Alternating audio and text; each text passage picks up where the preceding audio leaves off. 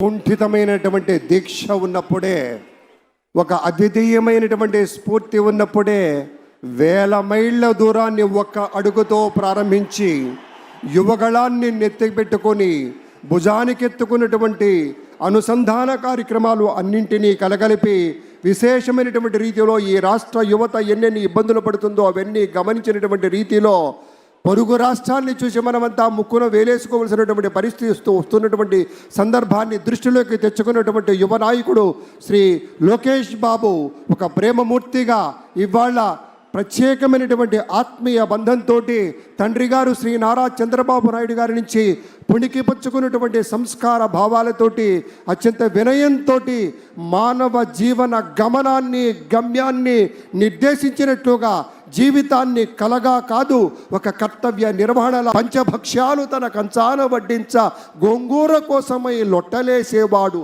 ఎవడయ్య ఎవడు వాడు ఇంకెవడు తెలుగువాడు అని చెప్పినటువంటి నాటి పద్యాన్ని తీసుకొని స్ఫూర్తిగా మన తెలుగు జాతి యొక్క ప్రాభవ వైభవాలకి దీటుగా ఇవాళ ఆ రోజున శ్రీ ఎన్టీఆర్ తర్వాత శ్రీ చంద్రబాబు నాయుడు గారు వారి యొక్క నేతృత్వంలో 4వసారి ముఖ్యమంత్రి అవుతున్నటువంటి ఆ పెద్దల యొక్క సారథ్యంలో పనిచేయడానికి ఇంతమంది సైన్యం సిద్ధంగా ఉంది.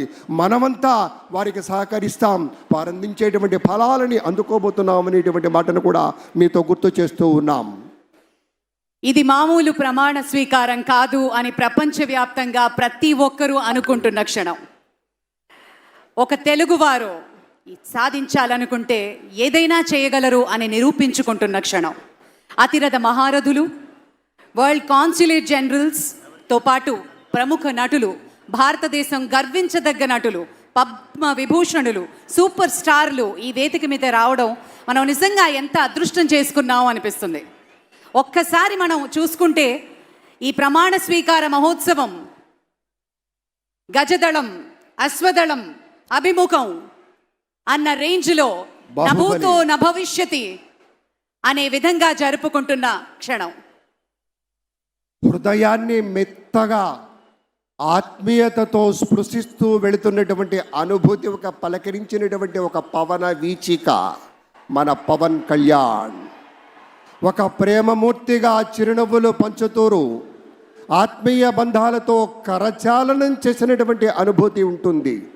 వారు ప్రచారం కోసం వచ్చినప్పుడు ప్రతి యువత కూడా ఎగిరెగిరి ఎప్పుడెప్పుడు ఆయన్ని అందుకుందామా, ఆయన కరస్పర్శ తాకితే చాలు పులకించిపోతామనేటువంటి రీతిలో పనిచేసినటువంటి రోజులు గుర్తుకొస్తున్నాయి, పరిశ్రమించినటువంటి రోజులు గుర్తుకొస్తున్నాయి. శిథిలమయ్యేటువంటి నాటి రోజుల్ని పూర్తిగా భూస్థాపితం చేసుకొని ఇవాళ రెట్టించిన ఉత్సాహంతో పటిష్టమైనటువంటి ప్రణాళికతోటి ముందుకొస్తున్నారు. మన ముఖ్యమంత్రి వర్యులుగా ప్రమాణ స్వీకారం చేయబోతున్నటువంటి శ్రీ నారా చంద్రబాబు నాయుడు గారి గురించి చెప్పుకుంటే ఒక కార్యదక్షతకు నిదర్శనం, ఒక నిలువెత్తు రేఖాచిత్రాన్ని గీస్తే అచ్చమ్మది చంద్రబాబు నాయుడులా ఉంటుంది. ఎందుకంటే మనకు తెలుసు, గతంలో వారి యొక్క నేతృత్వంలో నదుల అనుసంధానం కావచ్చు, నూతన రాజధాని ఏర్పాట్లు కావచ్చు, రహదారుల నిర్మాణం కావచ్చు, నూతన వ్యవసాయ విధానాలు కావచ్చు, ప్రతి చోట పారదర్శకత కావచ్చు. అలాగే వీటన్నింటినీ కూడా ప్రజల్లోకి తీసుకెళ్ళడానికి మన భాషా సాంస్కృతిక శాఖల ద్వారా కదంబ మాలలు కావచ్చు, సాంస్కృతిక విశేషాలు కావచ్చు, అన్నీ కూడాను వారసత్వపు కళారూపాల ఔన్నత్యాన్ని నిలబెట్టుకుంటూ నాటి రోజుల్లో చెప్పేవారే స్వచ్ఛాంధ్రప్రదేశ్, స్వర్ణాంధ్రప్రదేశ్ అని ఇంతకుముందే సోదరి అన్నారు.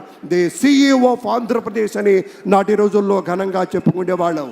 ఎందుకయ్యా అంటే ఒకే ఒక కారణం, ఎప్పటికప్పుడు అప్డేట్ అవుతూ ఉండాలి, ముసిలిగా మారిపోకూడదు.